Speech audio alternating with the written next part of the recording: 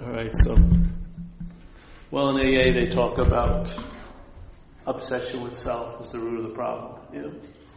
And I think, I'm pretty sure, I haven't looked and found out, but I think in the book it says that we are not people with problems, but we are the problem.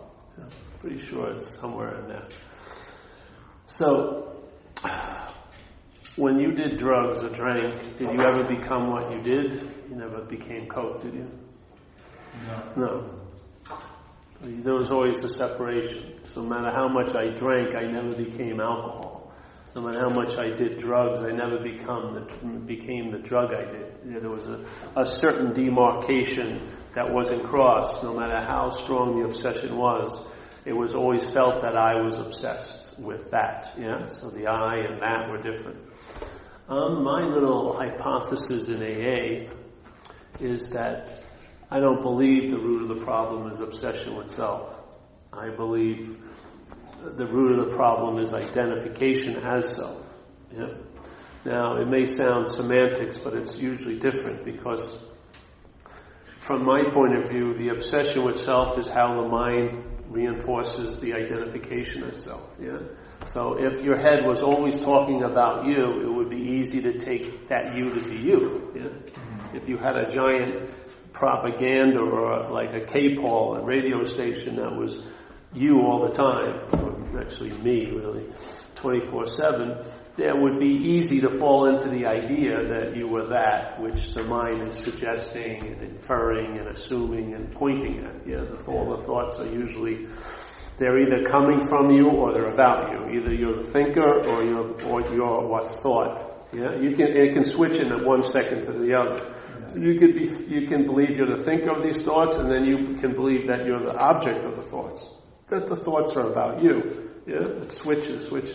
So, if that is true, even if it doesn't say that in a book, I'm saying it, that we are the problem. The only way you and I could be the problem, and for there to be an availability of a solution would be identification, which means you're actually not the problem, but you're identified as it, So, with the drugs and with the drinking, I never became coke. But I'm saying we start from the point of the disease. We're already in the bondage of self, when we're attempting to get out of it.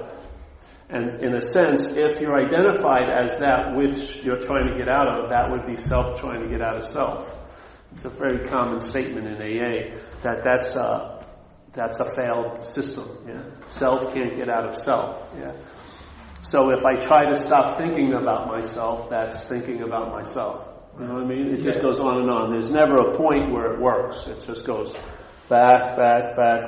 It's like a slinky. It just goes, and it never gets to a point where it shifts. So self can't get out of self. So in the book it says a really important statement on page 64. I think it's 64, and they're getting to go into the inventory process. And it says, at the first part of the page, it talks about looking at your life like a business. So you do an inventory, you see what's unsaleable and what you need to throw out and this and that. So in that idea, which sort of is like the ringing of the third step, I used to use a little example where, let's say I have a clothes store. And this clothes store is doing pretty good. I have a good living. I have a nice girlfriend, nice place. I got the place really clean and neat, everything lined up. And then I get an idea that elephant bells were going to come back. So I bought about 1,000 elephant bells, with, those really huge things. We had them in the late 60s, early 70s when I was growing up. So I bought these 1,000 pants, and I have them there, and I put them right in the front, and I have a little flyer, a little thing about elephant bells, but no one's buying them, no one. I give one to my girlfriend. One of the days I'm not at the store, she returns them to someone else there, so I still have 1,000 of these pants. And it's preying on me. It's playing with me in my head. I am a terrible store owner. How could I have bought these pants? And on and on. You know how the mind gets on it. And so I'm starting to lose, my stuff isn't hung up well, I'm not vacuuming the store. I'm sort of like, oh, what the hell, And people are stealing from it, I don't even chase them. And I go home and I don't want to tell my girlfriend the condition of the store, and I can't sell anything anymore because I'm afraid it would threaten our relationship. She may want to leave me if I don't have enough, financial security. So I'm not talking to her. People I owe money to keep calling the store. I don't answer it because, all it is creditors. So a guy walks in, or it could be a woman walks into the store and says, hey, I'm interested in buying the store. And I say, gladly, where do I sign? And so I sign the contract and I'm leaving. And the guy goes, no, it's going to look just like it did yesterday, but there's going to be one difference. Yeah? You're not the boss anymore. You're not the owner. And so I work for that thing. And so now I clean up and I go home. The phone rings. I pick it up in the first ring, and the guy on the other end goes, hey, is this the owner? I go, no. I hand it over to this new guy. I go home. I can tell my girlfriend everything because the threat isn't there anymore. It's not on me, so to speak. That's the spirit of the third step. Yeah, when you turn your will and your life over, it's like you're turning your will and life over to the care of something. Yeah, it's not like you're turning it over, but you're turning it over to the care. Yeah, just like when we put my mother in a senior citizen home, we turned her over to the care of those people. Yeah, we didn't totally have no connection with her anymore. We had a lot of connection, but she couldn't take care of herself, so now she's on the care. Well, we obviously can't take care of ourselves. We may be really good in certain aspects, but we don't process life well. Yeah, a lot of resentments and anxiety, like that. So that's like the spirit of it. And now it says, okay, after you look at this, your inventory process, or you're going to look at it like an inventory of a business, it says a really important statement. It says, all right, being convinced, and if you read the book, the first 164 pages, stop where it says convinced. It's an important point, There's a lot of them, and a lot of people go over every word in the book. I forgot a lot of that, but I know convinced is an important point. So it says, being convinced, which means to believe with certainty, that self manifested in various ways. I always like to do this because it says self manifested in all these different ways. So there's this one aspect called self, but it manifests in a lot of different ways. So it may be difficult to know it by its manifestations, because the manifestations may not look like they're coming from self. But we're saying self manifested in all these ways. So there's only one source where the manifestations are coming from, and a lot of manifestations. So self manifests in various ways is what has defeated us. So the us is us, and the self, and then the manifestations. So, okay. Very clearly, self can't be us, obviously. If self manifested in all these ways has defeated us, we can't be self. Because how could it defeat us? Because it already says self and us. I may be really insane because this always sounds so logical to me. I can't understand how, people don't seem to get it, but what the hell?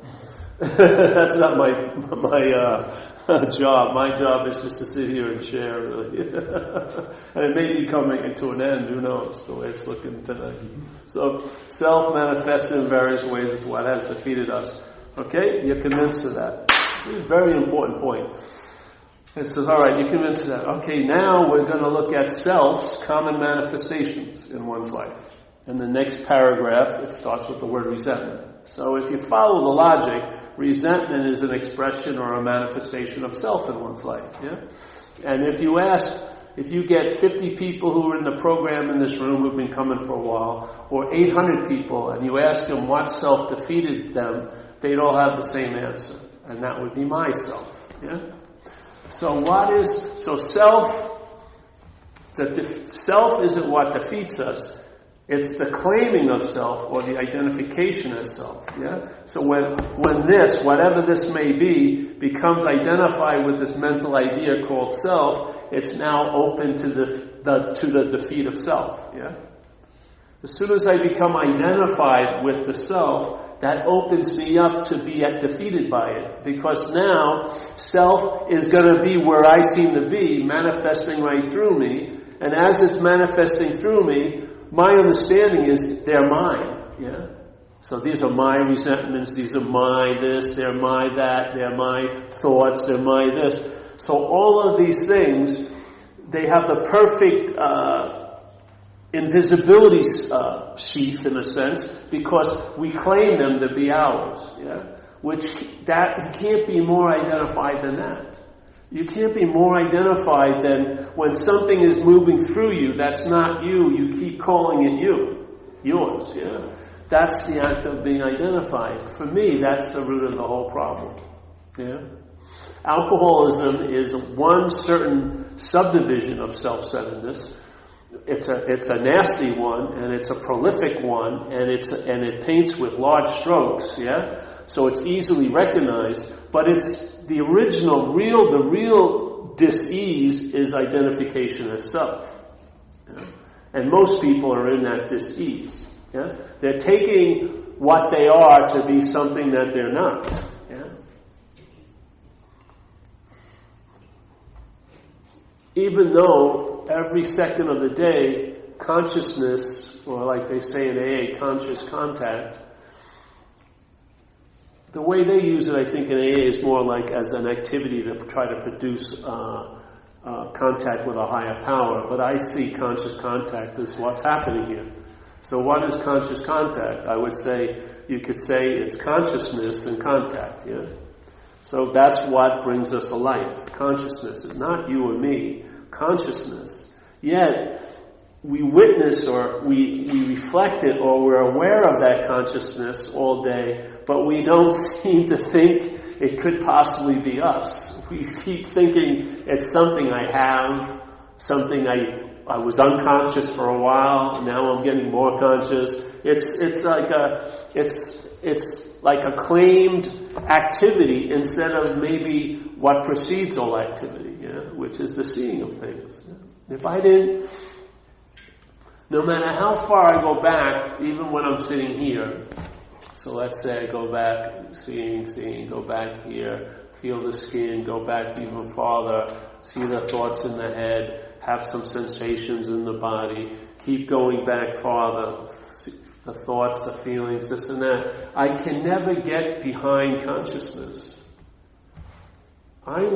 Me, as this idea, can never get behind consciousness and have an experience of consciousness. Consciousness is the provider of all experiences. Yeah? You're awake today, and therefore you're having experiences. If you were out cold, you wouldn't be having any experiences. Yeah? That would be a state of being totally unconscious. When you're conscious, that affords you the possibility of having an experience. Yeah?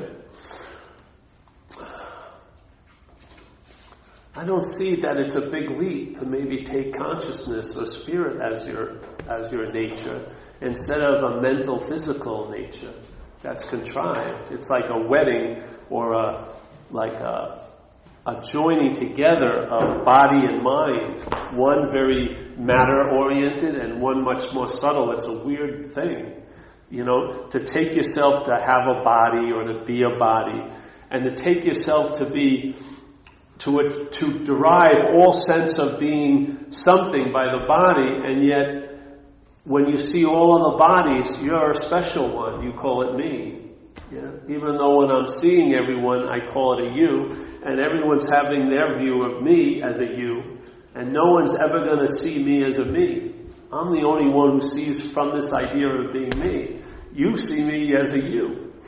Every freaking day. And everyone I run into sees me as a you. Why can't I get that? Why can't I get that? Why do I stubbornly hold on to the I? I want to beg your pardon, this is me. I'm a very special you. You know, the thing is, we're all afflicted with this disease of me. Yeah? We're all yous that are being conscious of, and consciousness, and facilitating consciousness moving through, yet we call us a me, and that me is the composite of the act of claiming or identifying. It claims the mental processes, it claims the awareness, it claims the body, as mine, and it makes up this little bastardized version of me. And then it becomes very special, very unique. It can live in a world where no one understands it. No one has the same feelings it has. No one thinks the way it does. No one does the stuff it does. Yet, when you come into AA, if you just listen for a few months, you got to come to the two conclusions. How did they get my thoughts? Yeah? Or my feelings, or my reactions to life, or they're not mine. I mean, there's only two possibilities. I've gone to meetings all around the world, and I'll tell you, if you were in that citadel of specialness, it would be quite threatening to listen to people share, because they're sharing what you would call your thoughts. And you're like, how did they get my thoughts? You know what I mean? Without those thoughts being specially yours, the whole story of you gets blown out of the water. The whole story that your whole life is based on, this interpretation of life, it's not your life, it's an interpretation of life, is based on you as being the doer and the haver and the special someone. Yeah? So when you hear people at meetings share and you go, oh, sounds just like I think that way and I feel that way, and I did the exact same thing in a similar situation. And first of all, for me, it broke the shell of terminal uniqueness that I was in. And you know what? You're so in it, you don't even know you're in it. That's how tricky. See, when you ever had those experiences in recovery, you realized something that you were always in, and you didn't know you were in it. Yeah? That's one example. That's exactly what happens with the selfing. You realize you've been in something that you never knew you were in it.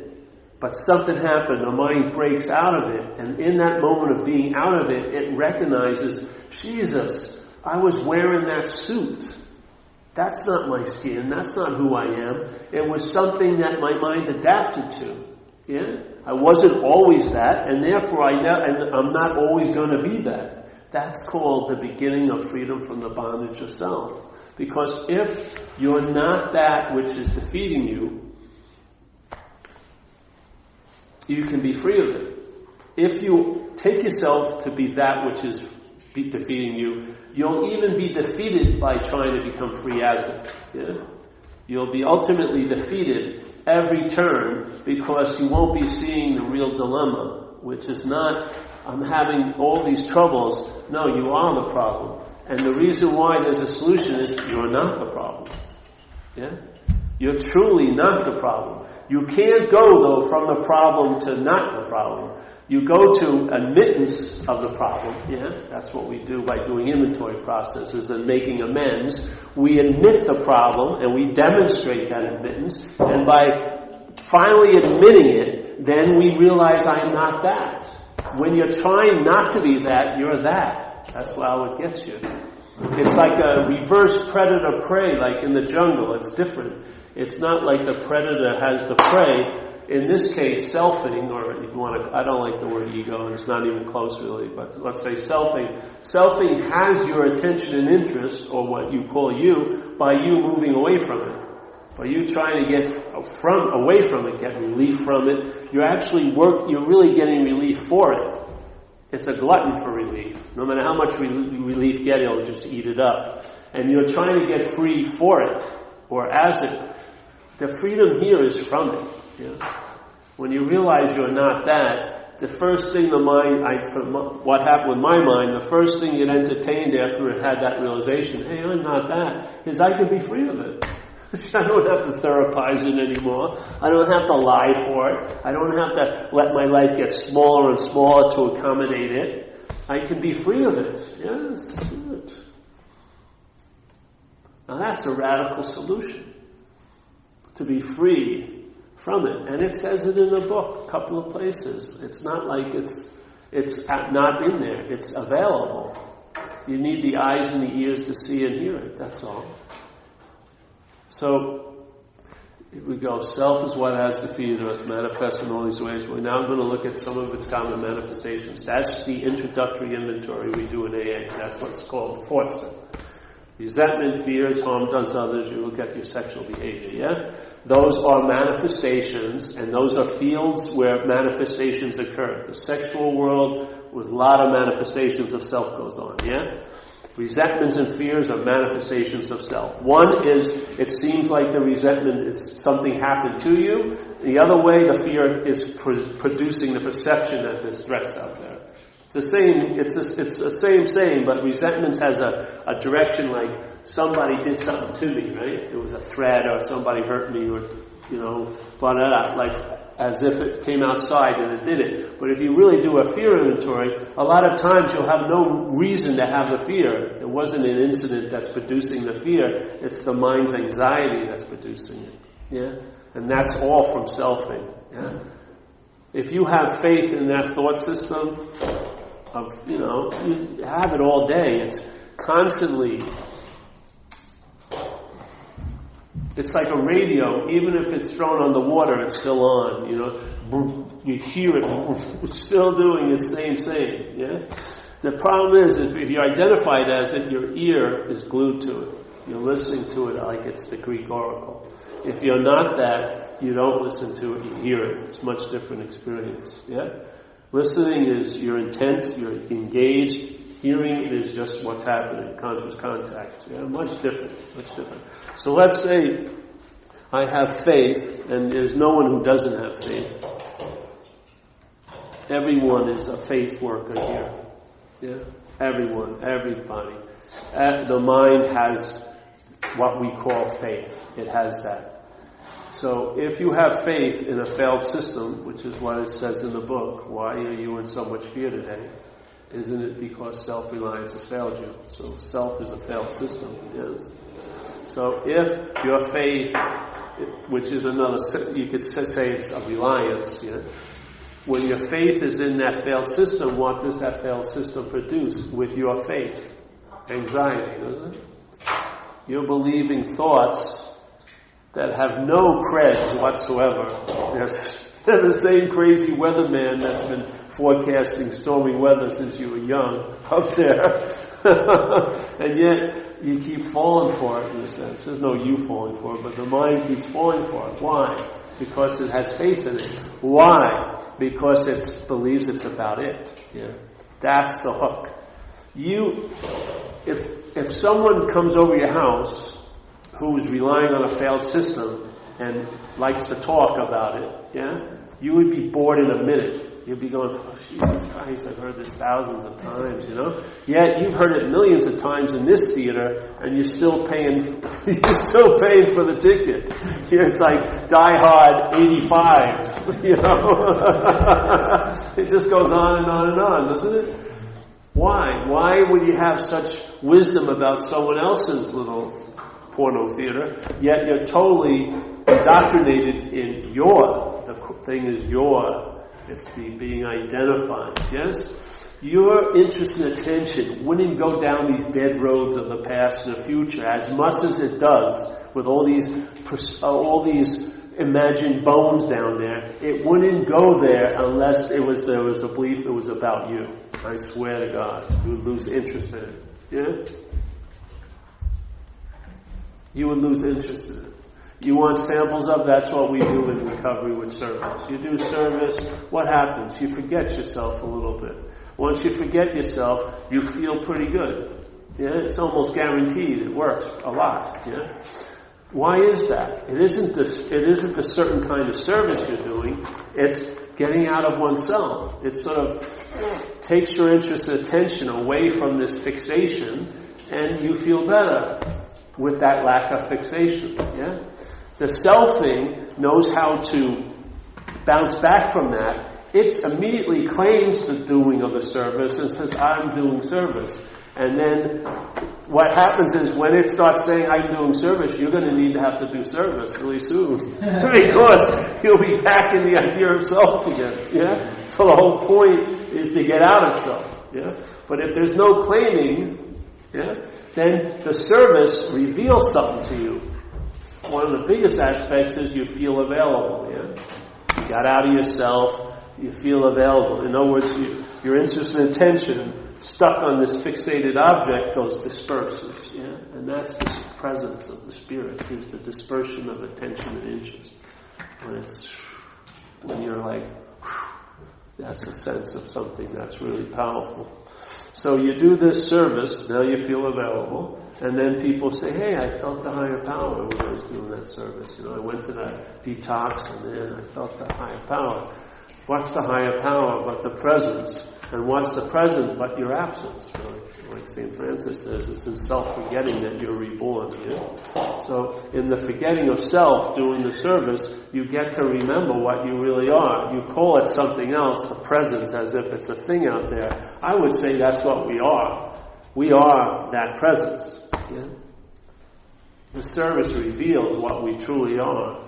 The dilemma is that habit of identifying with this special me, this little spawn of a mind and a body being put together, is strong. So it keeps going back into the claiming, yes? Oh, I felt this incredible presence. But I bet you while you're sharing that, you don't seem to be feeling it now. Yeah? It's a story once again, yes? I felt this incredible presence last Thursday. But are you feeling it now? If you're feeling it now, you probably won't be talking about last Thursday because it's quite more than enough to be sensing it now.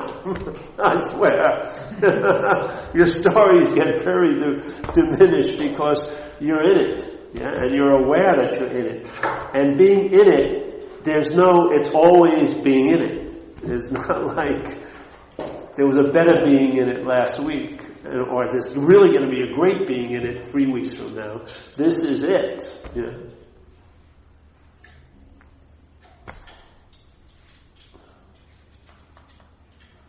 And as they say, if you have the psychic change as a result of the steps, and what does the steps do? In my view, they just diminish our addiction to that mental process called selfing. And our interest and attention gets freed, and now that interest and attention goes other places, maybe to no places, and it enriches our life just like it used to imprison us. Same interest and attention. It's just freed from that dead object called you, and now it's in the livingness of it. Yeah.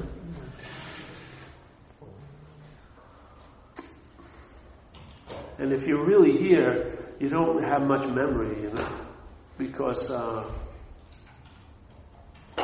there are all these things happening, events and experiences during the day.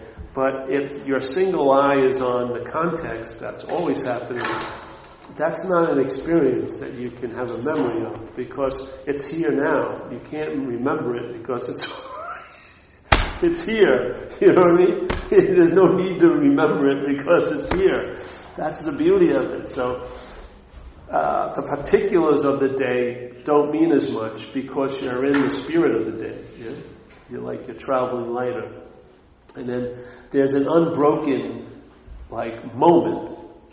We partition it with day and night and sleep and eat and this and that. But in fact, the basic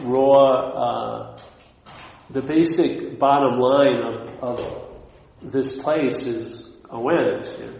And it's always there. So if the mind starts resting on that, it tends to travel lighter through all the particulars because it's caught a much bigger wave, yeah? Not a shore break, but a wave that started way, and it's just slowly rolling, yeah? So you're on a much longer, bigger wave, and you get that sense of it, yeah? And there's a momentum behind it also. Anything, if you've seen a wave that's left Japan and then hits the coast here, it builds from the swell, it builds, it moves, and just keeps going, yeah? And that's sort of what it's like.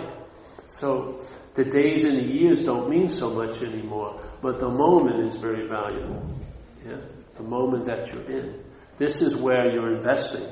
You're not at the ATM taking money out from the past or putting more money in for this fearful future. You're actually engaged in the commerce of conscious contact. You're conscious and then you're on, you're living. It's a much different story than interpreting. Yeah? Much more rewarding. It's not always fun, but it's rewarding because you're on. Yeah? So if you see the root of the problem, if you ever hear of Buddhism, Buddhism Buddhism, in structured Buddhism, they talk about the Four Noble Truths, which is, what's the cause of all suffering? Desire, yeah? And they say, all right, well, what's needed to get relief from suffering? You got to break out of desire, in a sense, yeah?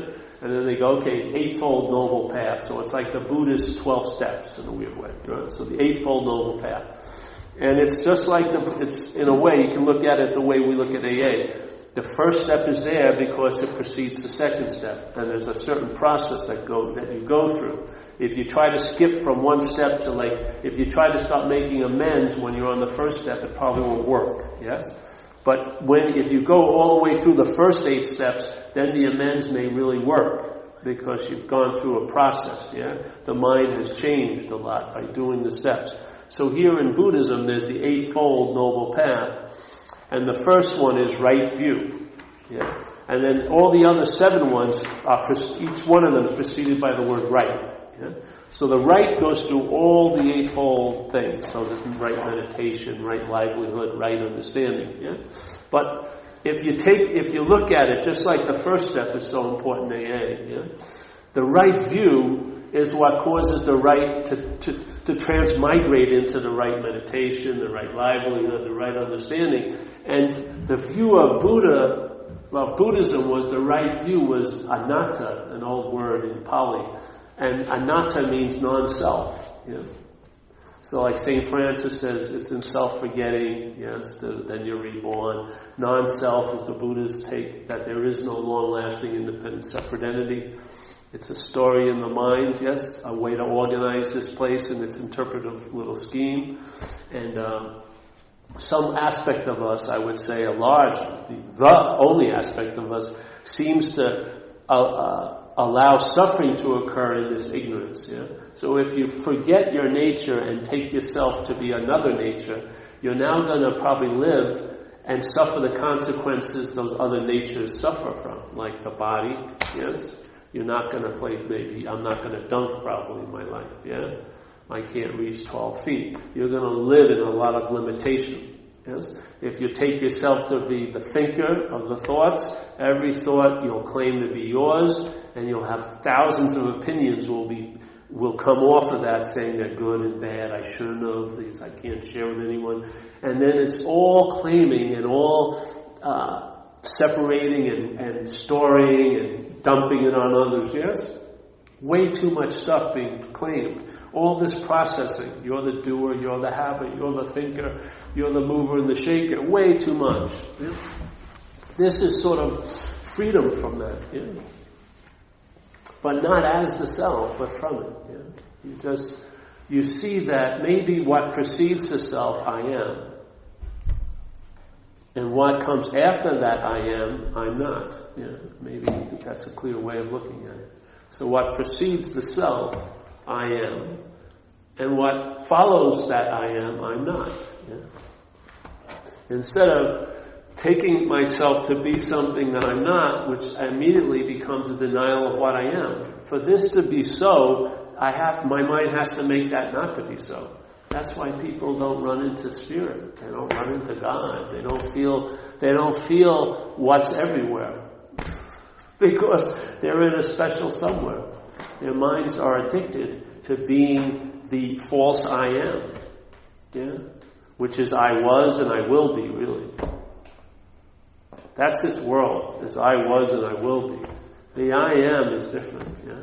So what precedes me is that I am, and what follows the I am follows after the I am. I'm not. So it's like putting the cart before the horse, and you may travel a lot later. Yes. Yeah. You'll lose interest, like it says in recovery. You'll lose interest in yourself and your little plans and designs. You'll gain interest in others. All of these is like the evacuation of your interest and attention from a failed system and having it become free range in a way, where it's directed by a wise source, and now your interest and attention goes to what may enrich you, or may enrich others, or may enrich both, which is usually the case. Yeah? Instead of it's into that black hole of selfing, where you put so much interest and attention in it, and what do you get back from it? anxiety, vanity, super inappropriate concern. You get topographical maps of making molehills into mountains, on and on and on and on and on. Of course you're going to want relief. Yeah? Of course you're going to drink or do something. If it's not drinking, it'll be something else. You'll leak out everywhere because the same situation's in place. You're agitated, you're unhappy, you're dissatisfied. And you know what? You can bring anything in front of you and believe it and hope in it, but if it doesn't deliver the goods, you'll probably go back to what you believed in. Yeah, getting loaded. I swear. So, to me, that inherent dis-ease or discomfort, its best antidote is comfort and ease. Really. Not, I shouldn't be discomfortable. Oh, no, but just actually chilled out. Yeah. Now you're satisfied. And you may think you may feel a lot of the day that it's more than enough. You know? That it's just fine as it is. What can I do for someone else, you know? And a lot of times what you can do for someone else is leave them alone. Life's the best teacher, really. I mean, I can't. Sometimes you do someone a real disservice by trying to save them, you know. If they're hell-bent on going there, far out, let them go. You made it back, didn't you? You made it through. Why don't you trust the process? Yeah? It seemed to me, I had to get my ass royally kicked. And a lot of people, we don't want to see Paul die. Well, but if I didn't hang over the edge, I may not have gotten it. So, yeah. And I didn't die, so. So if you look at the steps from the point of view of, like it says, there's a part in the book, it says, the daily reprieve is contingent on the maintenance of our spiritual condition. It's a nice statement, yeah? It's the day at a time. So our daily reprieve is contingent on the maintenance of our spiritual condition. Okay? All right. So let's say we're not clear about that we're in this thing called identification of self. So we're not actually taking ourselves to be a spiritual condition. We're taking ourselves to be a mental, physical condition. Yeah? We are. We're taking ourselves to be the mind, the conditional mind, and the body. That's what we're taking ourselves to be. And so starting there, it's going to be a lot of work to try to produce a spiritual condition for the mind and the body. Because the mind is in the mental realm and the body's in the physical realm. It's not really, quote unquote, a spiritual condition. Yeah? It's a physical mental condition. Yeah? So when the physical and mental condition is in place, there's usually a lot of work to try to stay somewhat, quote unquote, spiritual. Yeah? And it's usually a losing deal. Because it just overwhelms you. You may have a real good spiritual veneer, but then you act out one day, and then you have shame, and you blame yourself, and a lot of that, yeah? And now the physical and mental are dominant again. Yes? The basic fail-safe is not spiritual condition, it's body-mental condition. But what would happen is, if that you're not the physical or the mental condition, yeah, I'm not saying what you are, but you're not that, then you may find out that you are a spiritual condition already. If you are a spiritual condition, that's the best form of maintenance. The best form of maintenance of a spiritual condition is to be a spiritual condition. You can't maintain it at a higher level than that. You can't be another condition and maintain a spiritual condition higher than being a spiritual condition. I don't give a damn what you do. You can spend 18 hours meditating, but if you're meditating from the point of being a mental, physical condition, someone who's just awake as not physical and mental is probably in a much clearer position than the person that's vigilant and working in tons of techniques, because they're not fooled by the physical mental condition. Even though the mind goes back constantly to itself and to the body, you're not that which goes back to the body and mind. You do not lose your nature. Yeah? All it is that the mind forgets it. You don't lose it. It's always available at all times. Yeah? So we're not trying to say, remember this nature, the spiritual nature.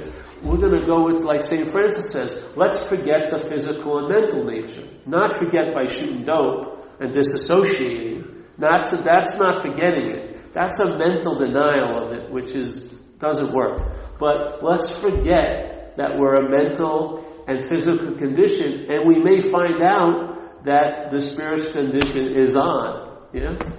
And that's the daily reprieve, is that healthy spiritual condition. And I would say that the spiritual condition is healthy. It doesn't become unhealthy. What becomes unhealthy is the mental and the physical conditions. The spiritual condition doesn't become unhealthy.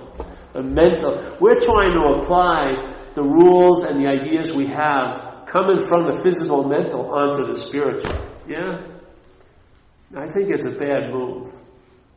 The spiritual don't play that game, in a sense. It doesn't. It doesn't have lack of health. Yeah? The spirit doesn't need therapy. The mental process needs this therapy, and the physical maybe it got hurt. But the spirit doesn't need therapy. It's beyond therapy. Yeah? It's so. Yeah? It's being.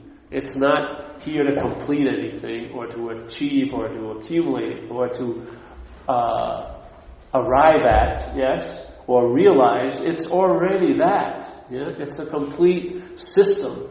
I would say it's centered, not self-centered. Self-centered is an incomplete system, totally incomplete, because self can never be what it's saying it can be, which is you. It just can't do it. So it's a system that's inherently incomplete and will never not be incomplete. That's why it's agitated all the time. Yeah? What would happen if your attention and interest moved to a system that is complete and is at rest? It's not not trying to go anywhere. Yeah? It's called being. Being. It's not called be, it's called being. So it's on, but it ain't on to become more on. Yeah. By morons, It's on because it's on. That's its nature. But I would say it's a completeness. So it's more about expressing than achieving. Yeah. And this is what happens if your interest and attention leaves this preoccupation with this dead idea of you. It may really get enlivened by what it can entertain about what's actually going on. Yeah. It may give you the ability to walk through things you would never imagine you could walk through, because you're walking lighter through everything. Yeah? Like they say in AA, you put down the rock. The rock is you, and that's why it seems like, how can I put down the rock? And you admit that it's you, and then it's revealed not to be you, and that's putting down the rock. And if it ain't about you, you'll walk away. You won't look back when the siren starts singing, I want to be there when it gets good. And just leave it behind. It has nothing to do with you, really. It's just a dead system, yapping and yapping and yapping. It's so used to having your interest and attention, it hasn't upgraded at all for years. It does the same thing every day, same loop. What if? Really, if you had journals like when you were 12, in a sense, the same stuff your mind's preoccupied with now is preoccupied then. Maybe a different form, maybe it's your job now, but it's the same preoccupation. Nothing has changed in the mental realm. It just goes on and on and on and on and on. This is we're not trying to get out of it or kill it, we're just forgetting it. Not denying it, which doesn't work, but forgetting it, a very helpful forgetting, by being attentive to something else, because this is not me. It's not about me anymore. How could it be about me if it's about all these other me's? Yeah? Are there 1,000 me's? The whole idea of me is that there's only one. How can there be thousands of me's? Because it isn't. There's thousands of yous that have alcoholism. And each one of them thinks they're a me. And that's the root of the alcoholism.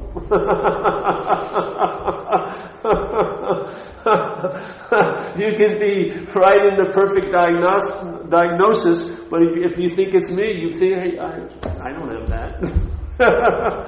It produces a strange immunity to a lot of help, you know. So there is a solution. If the solution easy, you haven't drank today, so it's working on that level. But the real root of the problem is the obsession with self. You know how they break the disease into two things by Dr. Silkworth in one of the forwards. He talked about the allergy of the body. And now the allergy of the body has been handled by all of us, right? If you don't put alcohol in the body, the allergy doesn't kick in. That's easy. Yeah? So the day you stop drinking, you were freed from the allergy. But the mental obsession is different. That's the active ingredient of the disease. Yeah?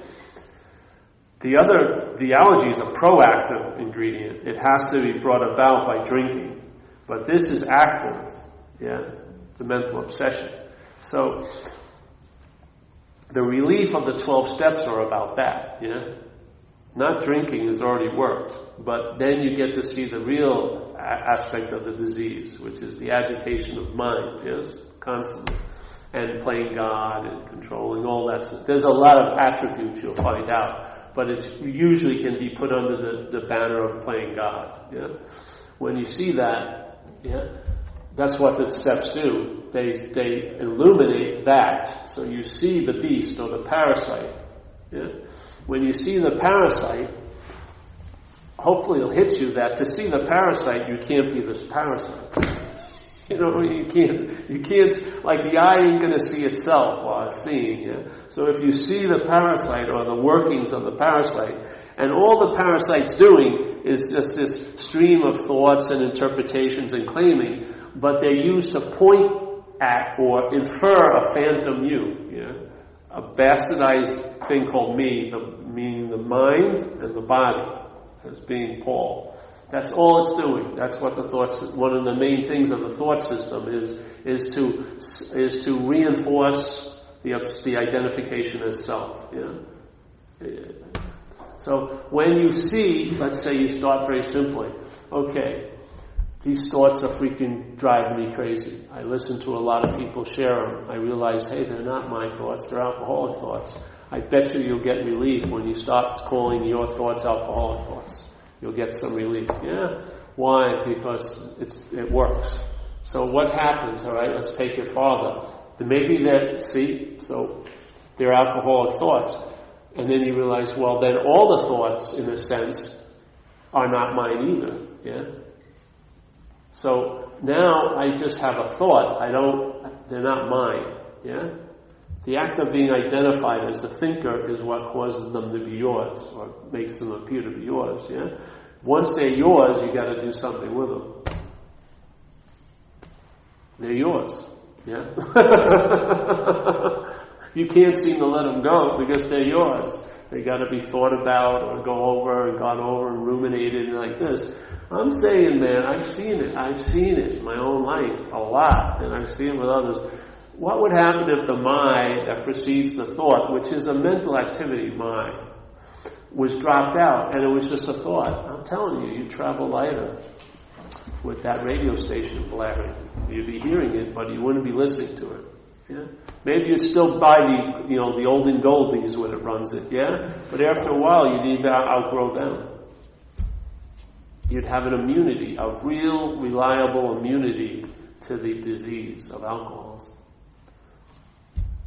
Because you wouldn't be taking alcoholic thoughts as yours. You wouldn't be taking your thoughts as yours. Yeah? You just see them just like you've always seen them. Yeah? Because like I'm seeing everything right now. I really believe this is what worked for me. The game board I was on, there was like some missing squares. The first squares. So I always started from square number 4. Yeah? And nothing made sense. Then when the other squares were revealed, that made sense. It became my last answer, I haven't had a new answer in I don't know how many years. And when this dawned on me, I had a download about it. I've been sharing about it for years now in recovery. I haven't changed my tune one bit in 24 years. Why? Why would I? Why would I want to get into the particulars when the particulars are dependent on the blueprint? Why would I want to... Yeah, it's great to have plans of how to get out of a burning house, but if you get to the blueprint room, the house is never built, and you never move in. That's much quicker to me, yeah? So, AA shows us the principles of the disease. If you can identify with that, yeah, you can take all your consequential activity and bring them to these certain principles, like any life run on self will hardly be a success. You probably have tons of experiences with that. Or self is what has defeated us, or this or that, right? Resentments are the number one killer. Then, alright, once you bring it to the principles of the disease, they indicate right there steps to do. Yeah? Once you go to the principles of the solution, now things are cooking. Yeah? But this is how to read the tea leaves. Everyone comes and shares about the particulars, about what happened, but what's the pattern? Why does that keep happening? Yeah? It's just one example of hundreds of examples of the same stream or the same theme. Let's get back to the first few notes instead of harping on how it sounds when it's happened. Yeah? Let's go back and see what precedes this. Like it says in AA, a lot of times they'll say, hey, sometimes people will hurt you without provocation. But we invariably find that if we look at it, that we made a decision based on self to be put in a position to be hurt. That's following the mouse back to its hole. That's tying a string back to its hole. Instead of talking about what the mess the mouse is making, and the mouse always comes, because you get invested in that story. The mouse becomes important in your life. Yeah? But let's get on with that and go back to the hole. See where it comes from. When you see where it comes from, you can catch it. Yeah?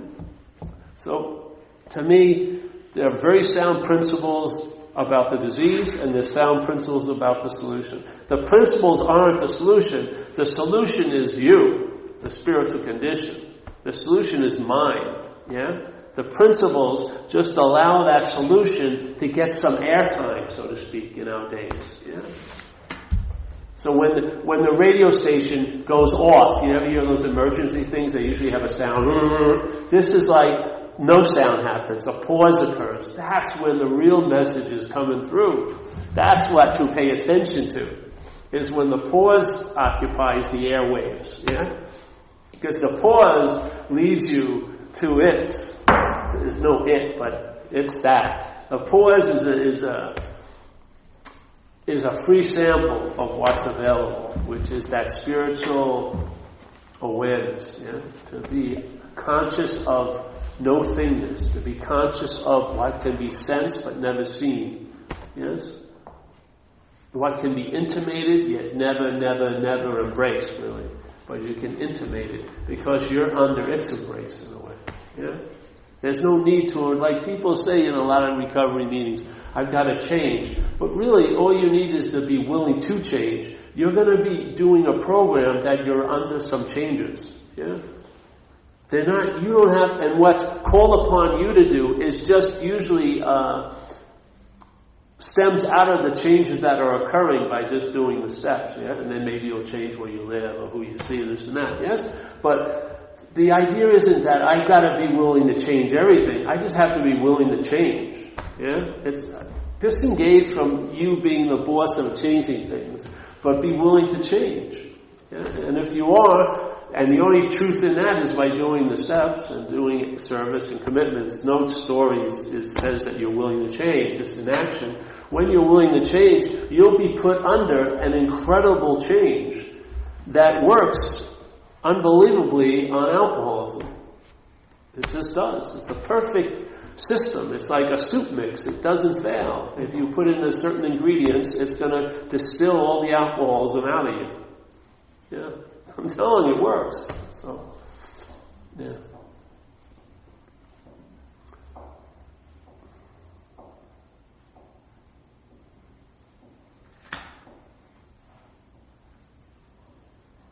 So now the air gets rarefied. Yeah, they can sense presence. That's the message. Right? That's like the there's no need for any more validation than that, but the sense of that space. Yeah. Yeah. So you have any questions? Oh, good. That's good.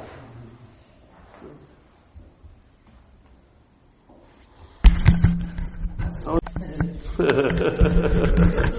a holiday thing. I'm supposed to end my, these are seat assignments, like you have a seat assignment now. No, I mean in life. So you have a seat assignment. Your seat assignment now is you got getting sober. Yeah? We're all in that basic, like say auditorium. We're all in that seat assignment of AA. But everyone has their own little musical chairs, so you get moved around. The music comes on and your seat assignment changes. Yeah? But we're all basically in the same auditorium, which is AA, which is great. Because AA is a pretty large platform. You can really be a free-range alcoholic, really. All you do is find out there's certain things you can't cross. There's certain things that the way you're built, if you cross them, it will excite the alcoholism or the parasite. So if it's sort of like having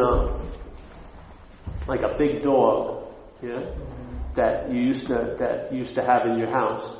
Now, most of your time was spent cleaning up after it, feeding it, walking it, excusing its behavior to others because it's a very unruly fucking dog, like that lousy movie Marley and Me about the crazy dog. What's his name? All right. Now that's alcoholism. Now for some of us, alcoholism is asleep. The dog's asleep. Yeah. Now you got the run of the house. But if the dog wakes up, you won't. Yeah. And you learn over the years what things that you could do that will wake up that dog, or let's just say mental streams you could entertain, like acting out, or becoming dishonest, or drinking, like that. And when that dog wakes up, all hell breaks loose. Yeah, and then I don't care how lofty a thinker you were, you're going to be being dragged around by that dog wherever it wants to go. And we know where that goes, And for me, it's, institution, jails, and death. That's where I go, inevitably. Yeah. So, if you find out that, have some integrity based on actually what works. You live that integrity. You keep the space open, and then the mind can entertain. Yeah. Yep. All right, let's pass the basket. Record this. How can you?